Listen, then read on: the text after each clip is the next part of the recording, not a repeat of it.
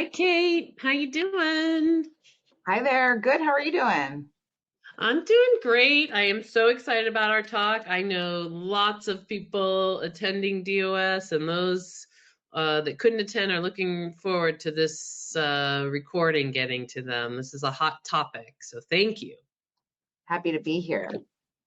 Yeah, we've we've been anticipating changes in laws, but not the way they've been going lately. So we're super excited to be with you today. And I'm got some slides here that I know that you put some time into. Before we jump into them, I just want to say that, you know, this topic is super important to me because I specifically get calls on a regular basis from women who are having employment issues, whether it's because of issues at work that they're dealing with, and then they deal with them with HR and things go bad, or it's senior women these days negotiating contracts for employment and insecurity. There's a lot of responsibility, and do they get indemnification or insurance and those types of things. So I know we're going to get into all of this. Say that the calls have increased. They haven't decreased. I'm 10 years into this support conversation, and they've increased. So thank you for joining us, and so that we can pick your brain and figure this all out together. I'm gonna get to your first slide here. Yeah, and I'm happy to introduce myself just to give a little background as well. And then I thought it would be helpful to go over the legal framework of discrimination and harassment law and all the different laws that are potentially at issue when any employee, and particularly female employees, are addressing concerns, whether it be at their current job, on the way out of their current job, on their way into or applying for and going through the hiring process. So this is the legal framework and the legal backdrop that employers are considering. And I come from the perspective typically of representing employers, but a favorite part of my job as an employment lawyer is working with employers on compliance and how to make their policies and their procedures be as advanced and protective and supportive of people's careers and their well-being in the workplace, because frankly that saves everyone time and energy and money when employees are being taken care of and feel safe and supported in the workplace and in every aspect of their employment. And that's where I, as an employment lawyer, and also I do litigation, I often see situations go sideways when there's a breakdown of communication and when the employee doesn't understand their rights, the employer doesn't understand the employee's concerns, and in the case of, for example, women executives, there are just frankly different standards that women are often being held to, and women by nature tend to be more of connectors and aren't as typically known to advocate for themselves. So Yeah. trying to have companies' policies also reflect that reality and not just try to make women fit in the male mold, but actually celebrate the strengths and the unique aspects that women bring to the workplace. So it's not just trying to fit a square peg in a round hole. Yeah. So So go ahead. so well said. And I love that you've been on the employer, you're on the employer side, because it's super insightful for us. So yes, everything you said from the perspective of the challenges is just dead on in Yeah, putting us into this mold of right, one size fits all. right. And I also come from the perspective of being the chair of our national women's attorney network. Foley and Lardner has over 1,000 attorneys, so just about 500 female attorneys. And so similar to you, I see in that role, that leadership role, I see the friction and the consternation that happens behind the scenes as women are navigating all of the issues that we all navigate in our careers. So there's no quick fix. And over the last couple of years, there's been so much activity on the employment law front, some to the benefit of employees and women in particular, and some things have some unintended consequences potentially. For example, the scrutiny on diversity efforts in the workplace over the last few years because of the affirmative action cases, which are in the education field but translate and bleed into the employment field. So I thought it'd be helpful to just go over the laws that are relevant to the employment context so that our listeners, our attendees can have just a general working knowledge of where their rights might sit in terms of the employment relationship. So there's always federal law, and then usually states have the state law equivalent, and some cities even have their own protections, like New York City is well known to have their own city level protections for employees. This is focused on what we call fair employment practices, so equality in the workplace. Title VII is the biggest federal law, and that prohibits discrimination based on protected categories like race, color, religion. Oftentimes the state laws have more expansive definitions of what is a protected category. So, for example, I'm here in Massachusetts. We've had gender identity and gender expression as a protected category for many years, and we're a vanguard in that space. The Age Discrimination in Employment Act, some of you may be familiar with the fact that if you're being presented with a release of claims and you're over 40, you get 21 days to review it. That stems from the protections in the Age Discrimination in Employment Act. So there are extra protections for employees that are over 40. The Americans with Disabilities Act prohibits discrimination based on disabilities, and a disability is any health condition that affects a major life activity, and that can be physical or mental. And we have certainly seen a very significant uptick in mental health related leave and accommodation requests coming out of the pandemic, and just over the last couple of years with much more awareness and discussion of mental health and burnout in the workplace. The Equal Pay Act, Section 1981, you don't typically see as much because Title VII usually covers it. The Equal Pay Act prohibits sex-based wage discrimination. The Genetic Information Non-Discrimination Act is something that protects, for example, if you carry the BRCA gene and your employer somehow became aware of that, they can't discriminate based on that genetic information or other health conditions, under the theory that you don't want employers basing decisions, of course, on things like healthcare costs that employees might carry with them. There's also laws, that USERRA, that protects the military service and our veterans. And then, as I said, many states have laws that are the analogs to these federal laws. So there's, and in addition to the protections against discrimination and harassment, there are also a great deal of leave laws in this country and on the state level. And there's been a great deal of activity with states passing paid leave benefits. So Massachusetts, California, Illinois, New York City, or New York State, I think it's New York City, just passed this past week or two prenatal leave protection. So when a woman is pregnant and needs to deal with prenatal appointments and other healthcare appointments, that is protected leave. So that's another area where we've seen a lot of growth in protections and activity in terms of employees availing themselves of their rights to take these leaves of absence. And for women, that's a great benefit because it's normalizing actually taking leave.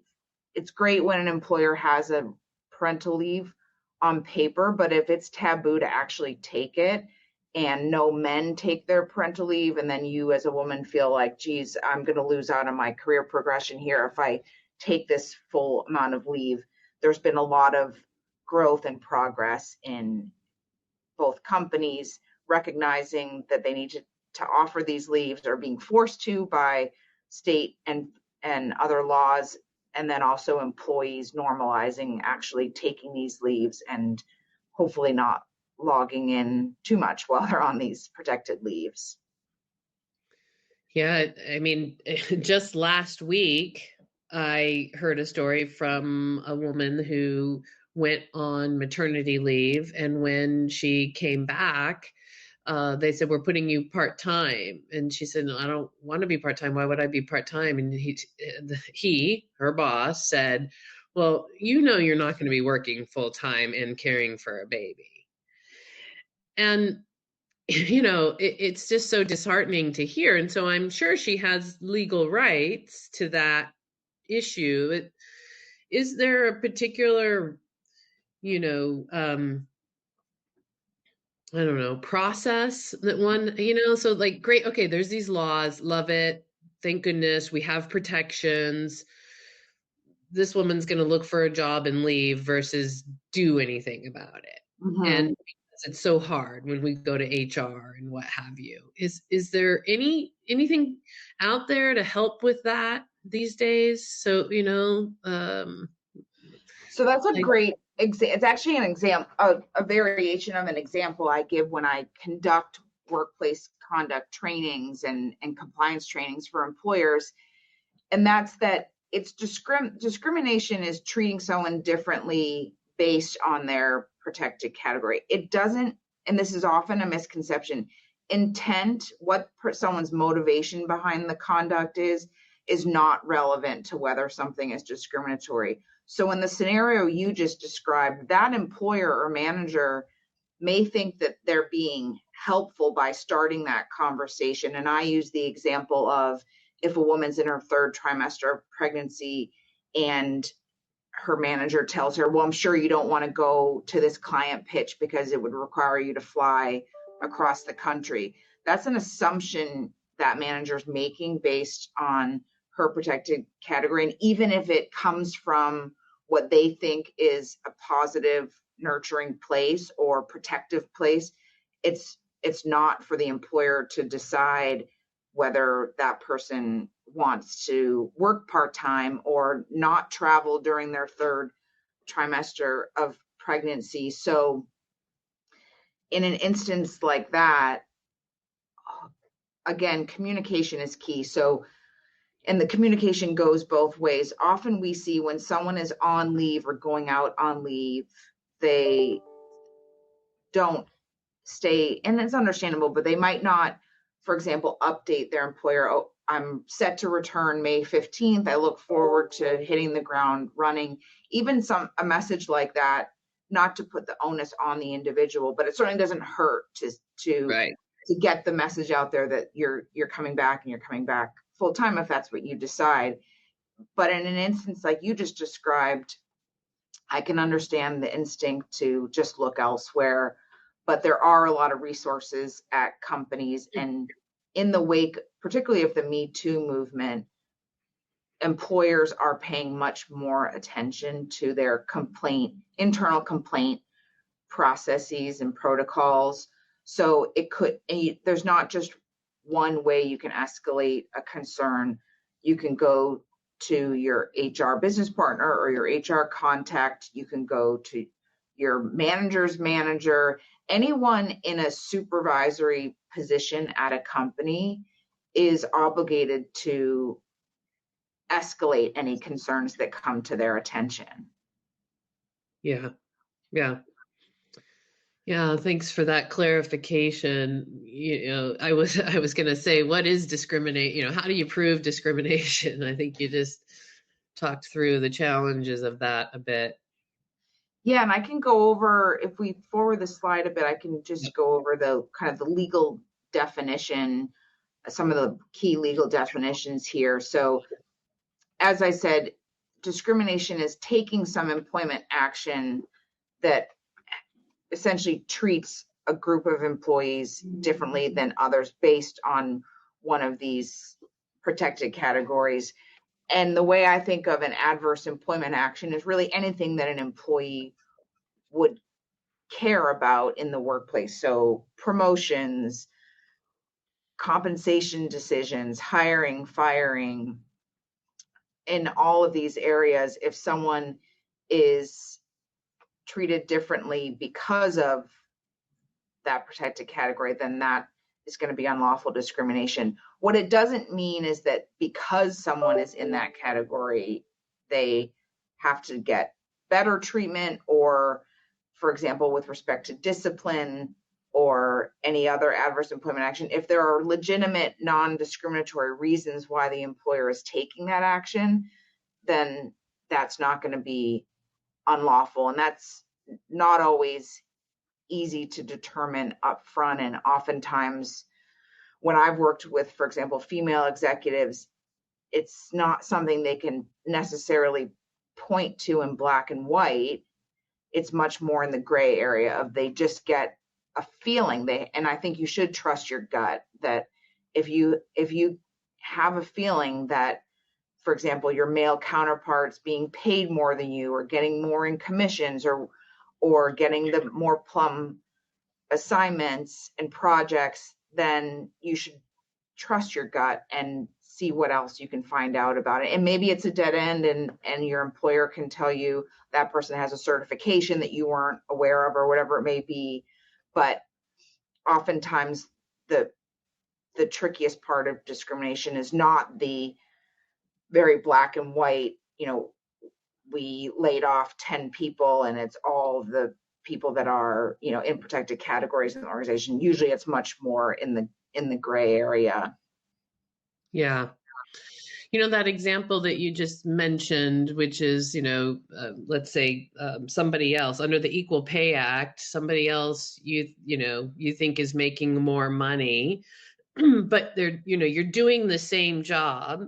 Is it a true statement if that person has a certification that you don't have, that even though they're doing the same job, they can be paid more because of that? That's a great question. And it's a distinction that the laws are trying to go after, particularly on the state level with reporting requirements. Like Illinois has pretty onerous reporting requirements for employers to report out their pay data. And it's exactly what you're getting at, which is just because someone maybe has a PhD or a certification, if that is not integral to the job and isn't requiring them to do different job duties, then that, under most equal pay legal frameworks, is not going to be enough to justify that difference in pay. It does go to exactly what you're saying, like what are they actually doing day to day? And if it's the same work, then there's likely a pay disparity that can't be explained away. Well, that's good news. That's really good news. I thought you were going to say the opposite. And this is where I counsel clients to have a lot of employers and companies treat job descriptions as kind of a check the box, just have something on file. But job requisitions and job descriptions are very important to actually reflect what the job requires and what are the qualifications. Because if an employer lists that an advanced degree in chemical engineering is necessary, or some other certification for the job, then later on, if an employee points to a potential pay disparity and the employer can go back and show that this is considered a key qualification for the role, then that might better explain why someone was brought in at one comp level, not another. But if it's just a nice to have, additional certification, then that's not going to carry the day in terms of explaining the pay disparity. Right. And I wonder how much, people will fight that and, against the individual that's bringing it up. And what do you do at that point is my, when they say, well, this person's got this degree or that degree. And it sounds like you're saying in the name of the law, it would hold up, but we can all see how that conversation goes, internally. And does one want to do something about it, or does one with the law, or does one want to just leave? And that's the yucky part of all of that, Right. You said something else too, because you talked, job descriptions. I spend a lot of time on job descriptions, a lot of money on job descriptions. And, I say a job description should be documentation of the projects and the tasks that one needs to be working on every day, and what percentage of time are they on these tasks versus these tasks, and what are the tools that they that one has for them already.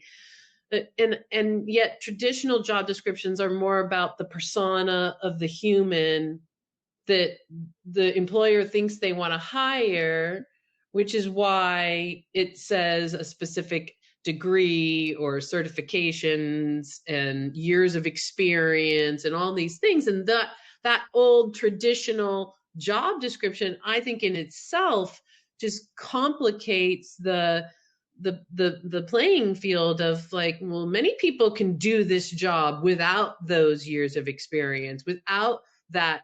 They have some experience, don't get me wrong, but I'm just saying it doesn't need to be 10 years, and it doesn't need to be a master's, or it doesn't need to be a certification, and they could still be doing that job. And so I feel like job descriptions actually make it worse for understanding this conversation. That's exactly right. And that's an area where, as companies are looking at their diversity efforts and not just saying we support diversity and treating it as more of a marketing or PR position, when they're actually digging in and looking at how can we increase diversity and open barriers to advancement, the job description and the job requisition is a key gatekeeping function, right? Because if there's a role that says it requires a master's degree level technical degree, but really it doesn't, you can do it with a 4-year degree in computer science or whatever it may be, then you're likely going to disparately impact people of color and potentially women from qualifying for that job when there actually are qualified, to your point, to do the day-to-day functions of the role. So I've seen clients that are very focused on really scrubbing their job descriptions and job requisitions and postings for what is actually vital to the role and what does this role actually do, as opposed to just kind of slapping years of experience and education requirements that aren't necessarily required. And another thing I tell clients is, when you're looking at a job description, don't just think of your star performer or you really have to think of the average performer doing that job and kind of describe their day-to-day role in terms of the functions. And this also comes up in the context of disability accommodations. When someone is struggling with a health issue, whether it be physical or mental health, the job description is an integral part of that analysis to figure out, can the individual complete the essential functions of their job with or without an accommodation. And if the job description says this person has to work a 12-hour shift or has to be available through the night, and their doctor says they absolutely can't work a night shift, then they can't fulfill the essential functions of that job. But if that's not actually a true piece of the job description, then it shouldn't really be in there. Right. Do you see any federal, legislation in the works for job descriptions? Because the majority is not doing anything about it right now. about making job descriptions, take out these ridiculous requirements that aren't needed to actually do the job they have. Is there any regulation coming to mandate that? I know job postings by the states, there's been a lot of change for including salary as a mandate or regulation. Is there anything else out there coming? Uh-oh, it looks like Kate froze. That stinks. That stinks. Hopefully she'll be back quickly because I am no attorney. But if I was, I would put on a good fight in the courtroom.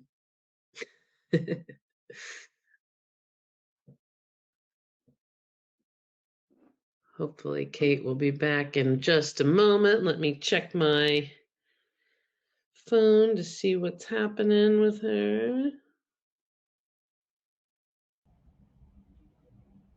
Oh, yay, are you back? Yes. Sorry. Yay!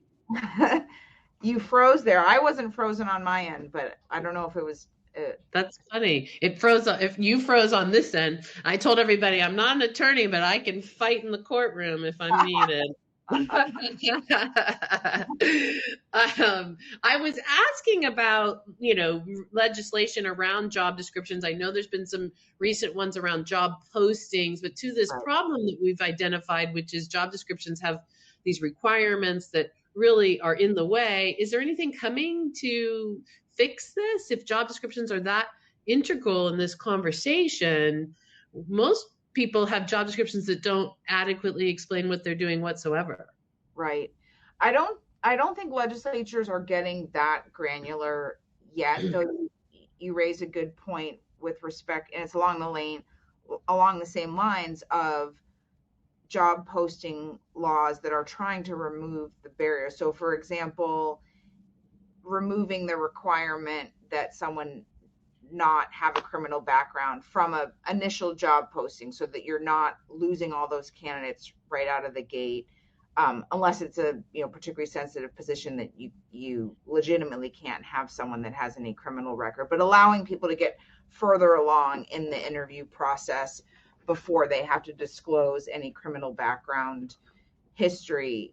I think that with respect to, and the same goes with, for example, salary posting laws. So for those that aren't up to speed on this, there are many states that are looking at and implementing laws that require the employer to post the salary band for a job, with the hope and the intention that then employers will really have to be kept more honest about what the salary band is for that job, and not just let someone negotiate it either above or below, and hopefully start eliminating some of those pay disparities, because there are studies that show that if you have one job that you start at lower than market on, and and then your next employer asks you what you're making at your current role, then that pay disparity is going to snowball. So it's really two-pronged on the pay issue. One is legislation requiring employers to show the pay band, and then second, like here in Massachusetts, prohibiting employers from asking a candidate from saying what they make at their current job, because we don't want employees to have to carry potentially a pay disparity from one job to the next. But to answer your question on the job descriptions, I don't know that legislation is on the horizon, but I do think it's something that the state and federal agencies that enforce employment laws, like the EEOC, which is the Equal Employment Opportunity Commission on the federal level, and then the state agencies, are scrutinizing them more. And it also becomes very relevant in these pay equity laws and audits for employers to be able to try to justify why someone's in a different pay Yeah. scale than someone else. So even if I think it's certainly a downstream impact of a lot of these newer laws. Yeah, it sounds like I should actually do some focus there myself and help them understand the difference between a job description that actually promotes equality, because it's a job description, versus the persona of the human one thinks they want to hire, which is what most job descriptions are. So maybe I shall do that. And to your point with equal pay, a couple of things. One is when the Equal Pay Act first came out, what we saw was it was beneficial to all genders, which is also great, and want to tell everybody so that if they're ever in this conversation, I mean, we saw men benefit. I mean, as a large part of what we do is staffing, we saw everybody benefit from that because people were equalizing roles. But also, to the point of the job postings having salaries, I was so excited about it. What we've found, because we aggregate every job posting in security, is that people are in those states where they have to post salary, they're posting this like $100,000 range or more to get around it. It's fascinating. Run around it. Yes. So they're posting salary, but the range is so ridiculous that they can do then whatever they want once it comes down to talking to somebody. It's fascinating. Yeah, you wonder if the laws will catch up as companies and individuals find loopholes in any law. The laws have to catch up Exactly. to that. So, exactly. I think that's a good place for me to put some focus into. It's definitely, what I see is where a lot of the upset is, and in terms of people not getting a promotion or being deemed as not ready for a raise. It's because their job actually isn't even understood in terms of what they're doing. Right. Or what I see sometimes when I go in and do pay audits or FLSA, wage and hour compliance audits with companies, a lot of times it's actually a function of people being mismapped to the wrong jobs. So the job categories or job families and titles might be okay, but you've got people, because they didn't have a strong manager that was recognizing their growth and putting them into the next job title, that they've languished at one particular job title or job level that they really should have been promoted years before, or vice versa, someone that comes in through an acquisition and gets mapped to a job that's actually above their experience or skill level, and so they're not getting the raises that they normally would be in that role, so then their peers look to be being paid higher, and that's not fair to that person either, right? So a lot of times I do see that it's sometimes a lot of times a function of employers not spending enough time on their career architecture and making sure that people are mapped to the right job titles and scale levels or grade levels. Yeah, it's a big challenge out there to, everybody's so fighting fires and dealing with operations that talent management is, really, if we have time, and that's not going to do well for everybody. And I know it's hard. So it's really hard. And yet what's harder, I believe, is replacing all these people and, all the loss of IP and, all that stuff that comes with it. So workload going on others. Let's transition into harassment. I know we're all constantly thinking about this because it is one of the things that women deal with a lot. Right. It is something that most women at a certain point in their career, if you talk with them, they've had some kind of experience facing harassment or having a friend or colleague or family member face harassment. So harassment is actually, from a legal framework perspective, is a subset of discrimination. We often hear the term hostile work environment, and that is a legal term of our legal concept developed by the U.S. Supreme Court case law. And sometimes you hear people use it more in like a pop culture reference to describe just like a bad workplace. And I talk with clients a lot about some managers are equal opportunity jerks, right? They're treating people badly, but they're not treating people differently based, or they're not harassing people based on a protected category. Now, is that a good practice? No. And as I explain to clients a lot, if you have someone who is engaging in bullying or harassing behavior to everyone, regardless of whether it's based on someone's protected class, even if on its face that's not unlawful, it is exposing the company to risk, because employees that are in protected classes or marginalized groups often feel the impact of that kind of bullying behavior much more acutely, and they can't shake it off the way that someone in the majority can. But when it comes to the definition of harassment, it's unwelcome conduct based on someone's protected class. So, for example, like saying a racial epithet to a person of color in the workplace, or sexual harassment is another subset where it's conduct of a sexual nature, and that can be regardless of gender. It can be man to woman, woman to man, man to man. And it's unwelcome conduct that is offensive enough that it becomes a term or condition of employment, or it's so severe or pervasive that it creates an environment that it makes it very difficult to work in that environment. So I think of it as a spectrum.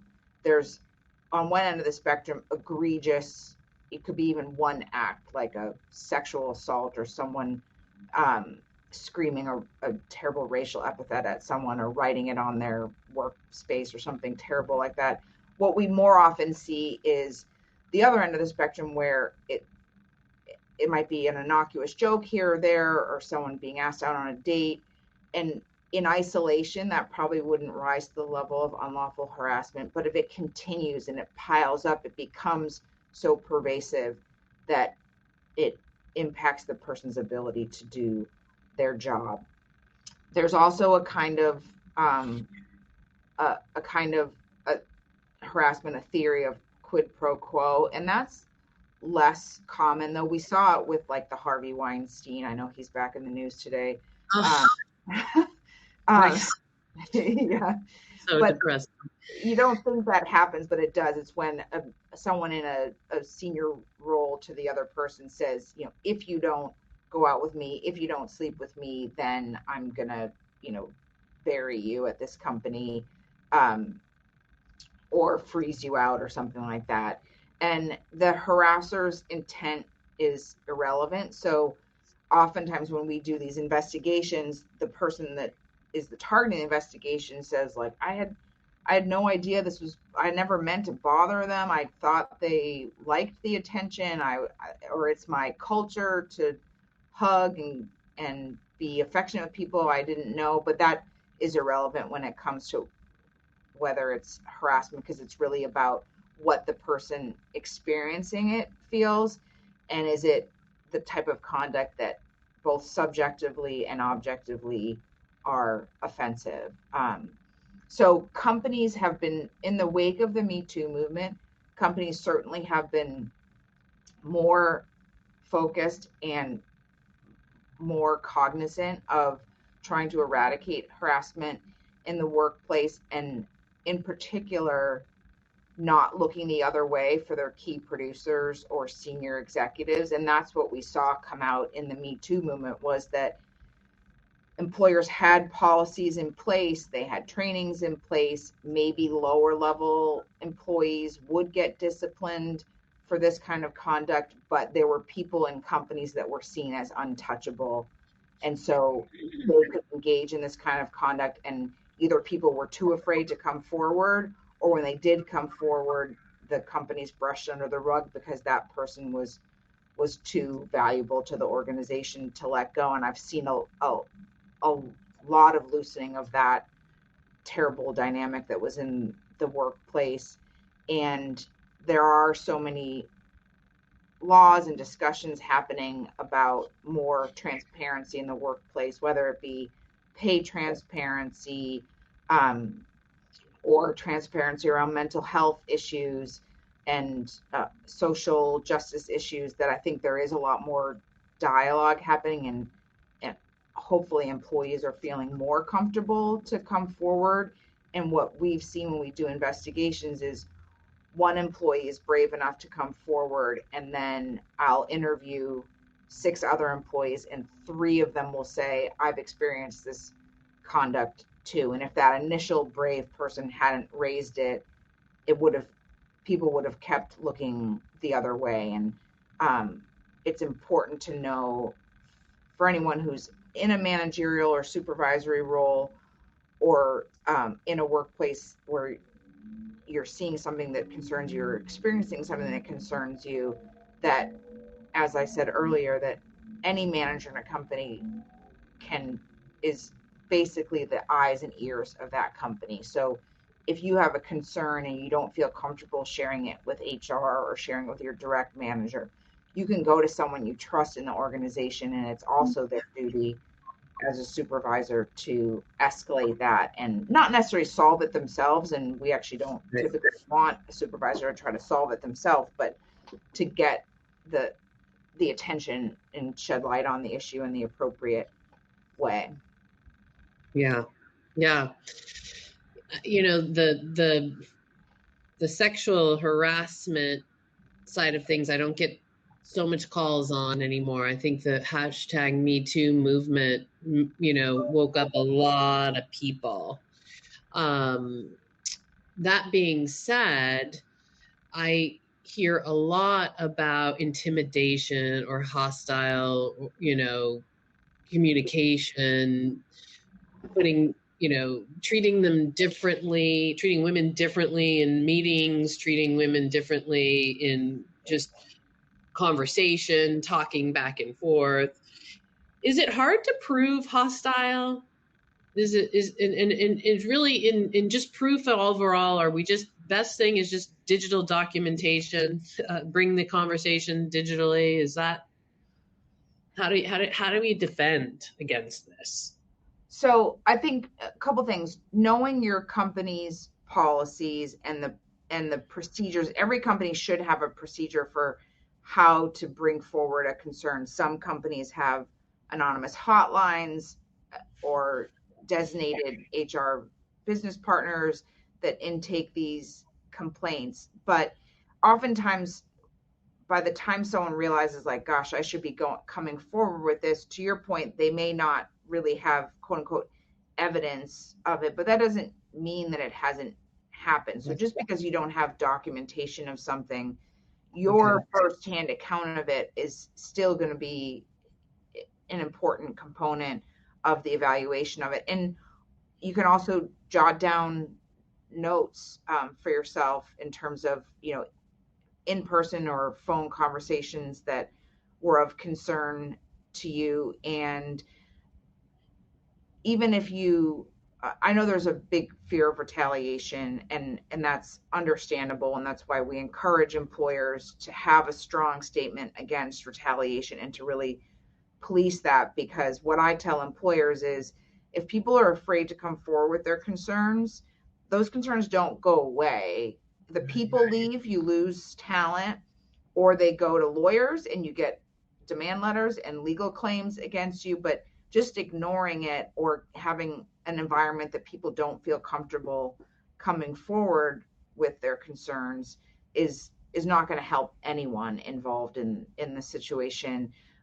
So trying to keep in mind that although it's scary to bring forth concerns, doing it earlier rather than later, so that things haven't progressed to a point where you feel like you can't stay at the company anymore. Sometimes there is a miscommunication, like I said earlier, and someone has no idea that they're offending someone. And so if they're spoken to, they can shut it down, or they can have someone reassigned so that they're not having to, you're not having to be managed by them. I work with clients a lot on setting up workarounds, so to speak, or addressing ways to help break through issues that and one employee may feel like the conduct is inappropriate and the other employee doesn't realize the impact that they're having on someone. But when it's these kind of microaggressions or the kind of mansplaining things or the other kind of hostile undercurrent to communications that you're talking about, it is tricky, frankly. I'm not going to lie to point your finger to exactly what is wrong or what might be unlawful. But what an important thing to keep in mind is that the law requires one thing, and that's kind of the black and white guidelines. But then oftentimes companies' policies expand on that, and then and provide more protections, and then the company's culture and mission and values expand further on that. So just because something might not meet the legal standard of unlawful conduct, if it's impacting the way you feel in the workplace, it doesn't mean you shouldn't address it. And oftentimes I'll tell clients, for example, like I had a case many years ago involving a C-level executive being accused of something. I said, you need a CTO. You don't need this CTO, right? I mean, at a certain point, there is a reckoning, and employers do recognize that can be very toxic to not only that person, but the whole workplace. But they can't fix things they don't know about. Right. When you say policies, like employer policies, what are we looking for to help in all of this? What should be there, I guess? So there should be typically there's a code of conduct or workplace conduct policies. So the key ones are non-discrimination, non-harassment, protection or no retaliation policy. There might also be a complaint procedure that's explained in an employee handbook. The days of having a printed out bound employee handbook are probably past us, but usually which is what I used to work on when I was a junior associate. But there's typically a portal, and you can access those policies. There also another one that's important to look through is a company's leave of absence policy, and not to just, the leave laws are changing so quickly that it's totally okay to say to your HR or your benefits person, is this still accurate? Because I heard about X, Y, or, I heard California had this, or Illinois or New York updated this. It's very hard these days for employers to keep up with all the changes in the law. So the more educated you can be about your own company's policies, but also just keep an awareness of what's going on the employment law landscape. I know you all have a lot on your plate, so I don't expect you to be experts in employment law, but even things like over the last couple of years, there's been a lot of discussion of unions and the NLRB, and you don't have to be in a union or a unionized environment to be protected by the National Labor Relations Act. So, for example, the National Labor Relations Act prohibits employers from retaliating against employees for discussing their wages. And it used to be that talking about your salary is very taboo, and employers could tell employees, like, don't talk about this with your peers. That's not the case anymore. There's a lot more kind of forced transparency, so to speak. Yeah, I mean, I started in the late 80s, and that's the way it was for a very long time. It was very taboo to talk about money. So you're saying, and I know we're running out of time. We have 3 minutes and 13 seconds left. Yeah, I know. You're saying that the policies guide and the organization, but if the organization doesn't have detailed policies, then that just means that what? Yeah, so if they don't have detailed policies, they still have to address employee needs and questions. So whether or not it's written down somewhere, the company still has the obligation to discuss employees' questions and comply with leave of absence laws. And sometimes someone is a case of first impression, right? I've got, tech company clients sometimes that have never had a small company hasn't had someone go on parental leave before. And so then they have to kind of start from square one. But yeah, just asking the questions and being aware of what might be out there in terms of protections for you is really important. And really being an advocate for yourself. It's kind of similar to when you're in the healthcare system and you realize like, oh, if I didn't ask that doctor, that nurse that question, I don't know that I would have been informed of that. Your HR team and your leadership is a resource, but you also need to be able to advocate for yourself. And we can all rest assured that our male colleagues are advocating for themselves, for sure. Yes.